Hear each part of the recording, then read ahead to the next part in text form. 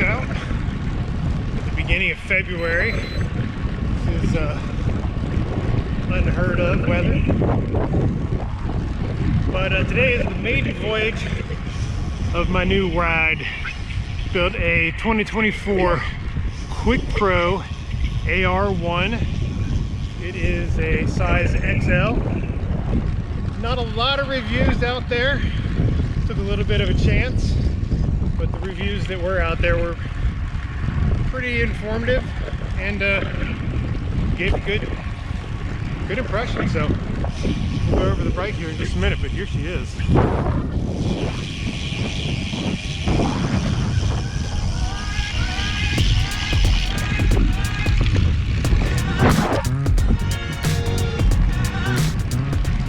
Okay, so before I tell you about the bike, let me tell you about me so that the bike and my size may make some sense to you and hopefully help you out.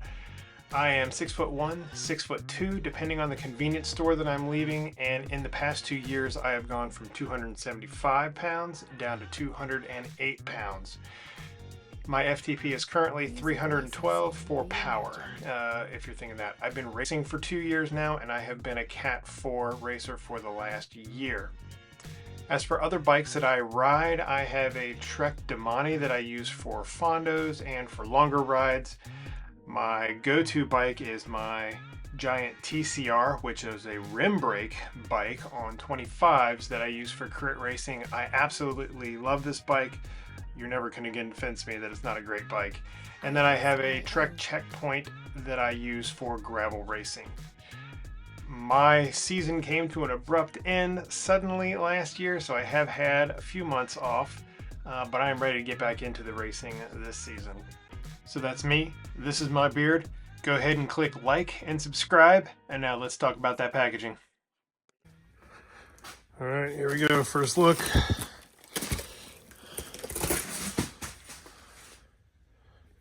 Oh yeah. It does have the TMT sticker on it that they thought may come off, but it does not look like it has the super light or super fast whatever sticker was on the back stays that were in some of the videos.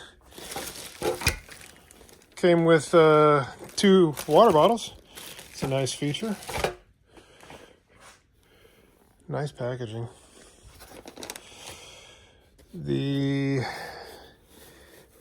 BSA screw type bottom bracket is in there. So the shipping packaging was very well done, very well wrapped, no scratches or dings. Everything was very secure, and guidelines for pulling cables through the tubes were pre-inserted, so that was nice.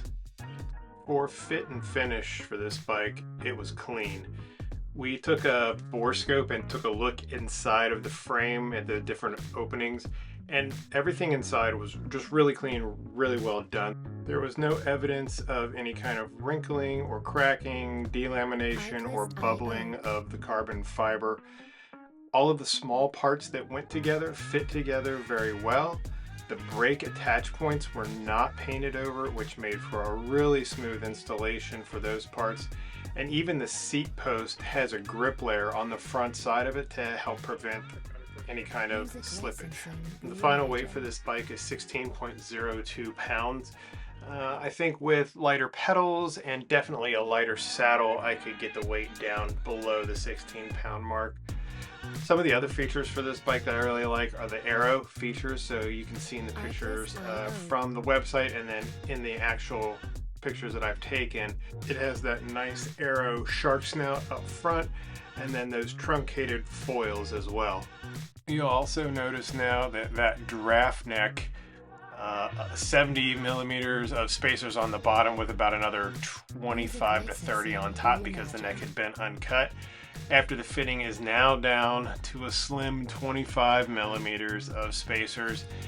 I did leave 10 millimeters on top just in case.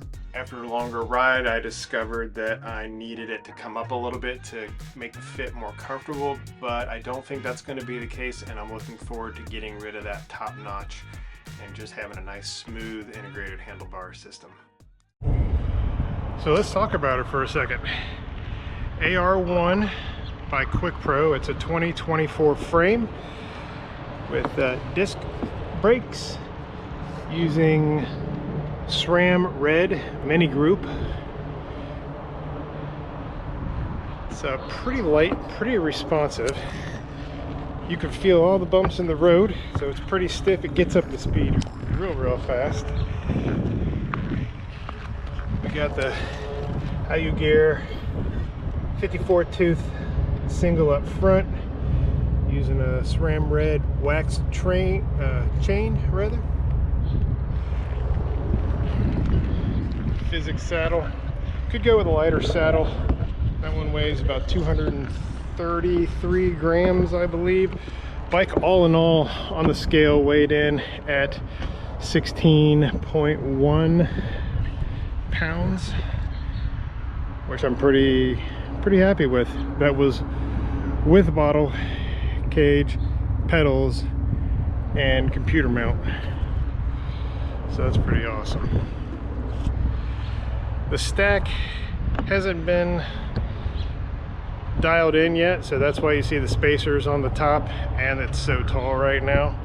I'll be getting a legit fit here in a couple of days, and hopefully that'll bring those spacers down, and then we'll be able to cut the fork tube and get that flush with the top.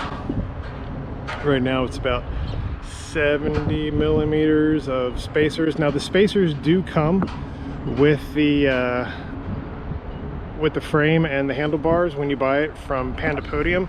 Got the Tavello handlebars. It's a 140 reach with a 400 width, I believe, which is narrower than what I'm used to running, but it felt pretty good. It's a little bit windy out today, so I'm not sure if it's just new bike feel or the narrower bars, but it got or it feels a little more squirrely than what I'm used to. Running on 28s. Got the GP 5000 STRs. Running tubeless. So far pretty good. The back, the cassette on the rear is a 1028 Force XDR. And power pedals are SRAM Rival, just because that was what was available in a 160. Seems like everybody's going to 160, so I'm just waiting for a good price to come along on a pair of red, and probably upgrade the front to a Spider 54 tooth just to make all the parts match. Alright, so let me be real with you. Standing on the side of the road, trying to remember all of the different specs until you find people about what is on the bike was a terrible idea. So, let's watch some video and I will redo what this bike is. Alright, so like I said before, it is a 2024 Quick Pro AR1 that I bought. It is a size XL, and the frame itself came in at 835 grams when I weighed it out. Now, when you buy this from Pandapodium, if that's where you get through, they have a great deal. You can buy basically everything to make an entire bike go down the road and package it all up and get a pretty good deal. Now, you are going to be buying all Chinese products. Let's say China. China, China, China, China, China, China, China, China, China, China. You're not going to find the SRAM products or anything like that that's going to have different names. So when it comes to that, I recommend that you do your due diligence.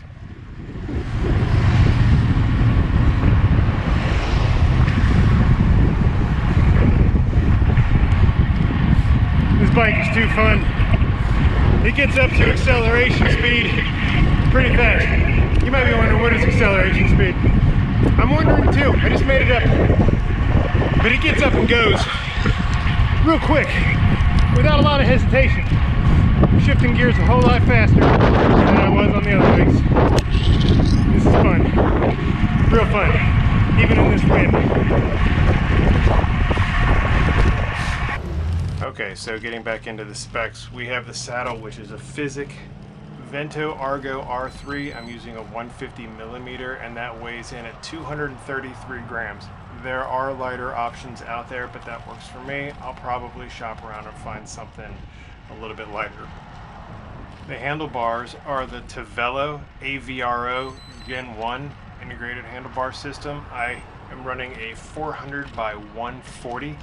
Now it's nice, they come with the Garmin mount, so that's already integrated into there, and they also come with 3 10mm spacers and a 5mm spacer.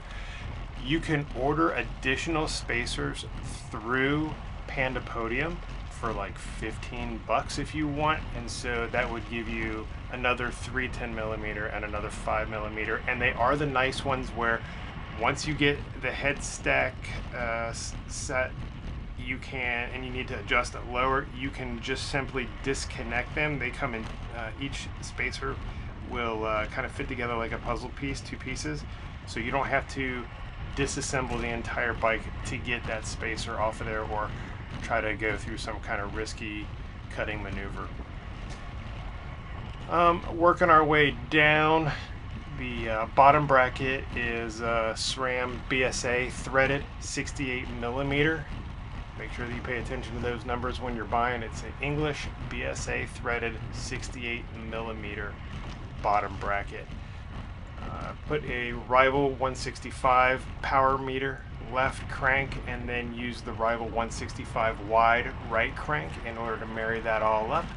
And I used the Alu Gear round arrow 54 teeth for SRAM 8-bolt road and gravel chain ring.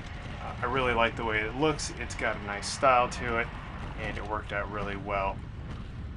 The chain is a red Axis 1. The cassette is a SRAM Force D1 XG 1270.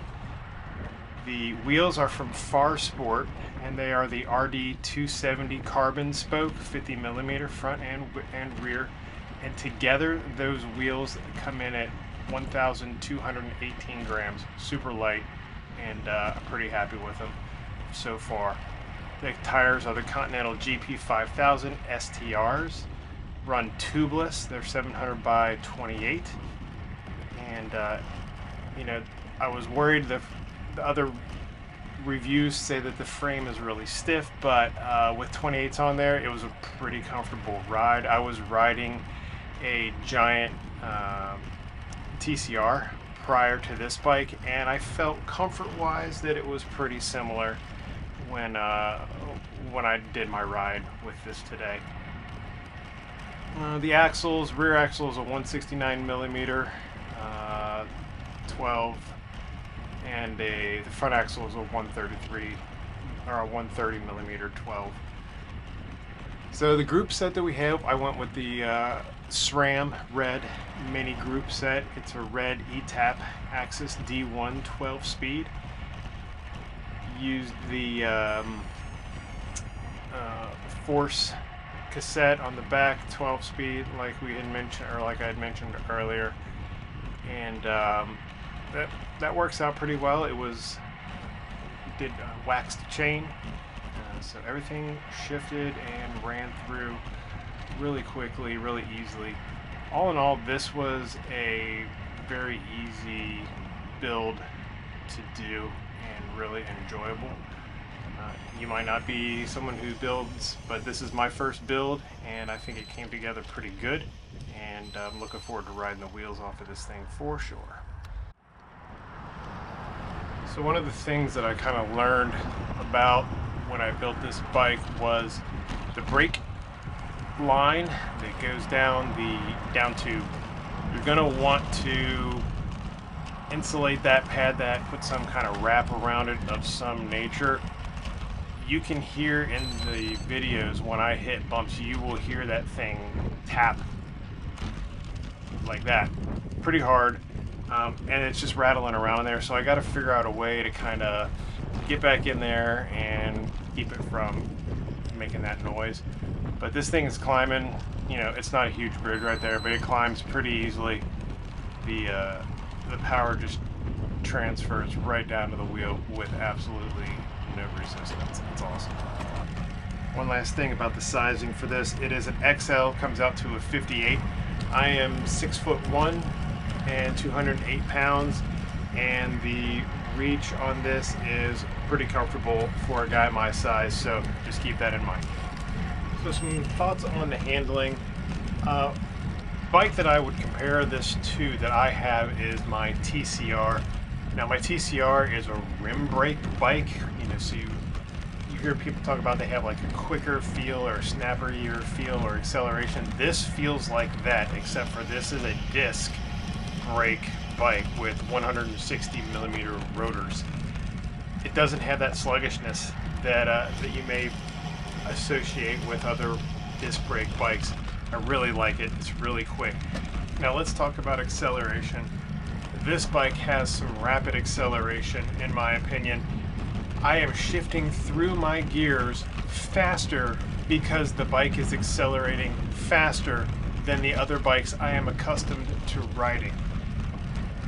The turning, it's intuitive. It's like you think you want to go left, you think you want to go right, and it's already there. It's already moving for you. Not so much in a twitchy, uncontrollable way, but just it's an extension of you, and it really gives you a lot of confidence that the bike is just going to move the way that you need to move and get through traffic of other riders quickly, confidently, and safely. And then the last thing that I'll say about the ride comfort is I am riding on 28's GP5000s. They have a measured width of 30 millimeters and they're tubeless. The frame is stiff, it's very responsive because of that stiffness, but I would rate the comfort level the same as what my TCR is, and that's on 25s, also GP5000s, but they have tubes in them.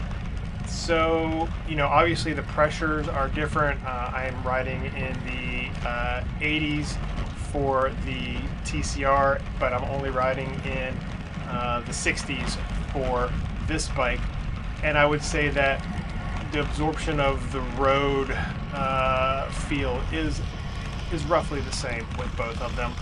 So it's not going to be your most comfortable luxury bike out there, but it is not going to kill you when you ride down the road. That's about it, my friends. That's the ride. I will put the spreadsheet up. It has all the parts and pieces and prices and weights, and post that here at the end so you guys can see in case you're interested. Other than that, have a good one. Have a good one. So as promised, here is the spreadsheet with all of the parts and well as links. I will list the links in the description below. Go ahead, take a look over it. If you have any questions, hit me up in the comments, let me know. I did take the prices out of this because I'm married, and in the off chance that my wife happens to look at this video, she will see a price that does not match the price that I've told her, and I know that you know what I'm talking about. Enjoy the ride, be safe out there.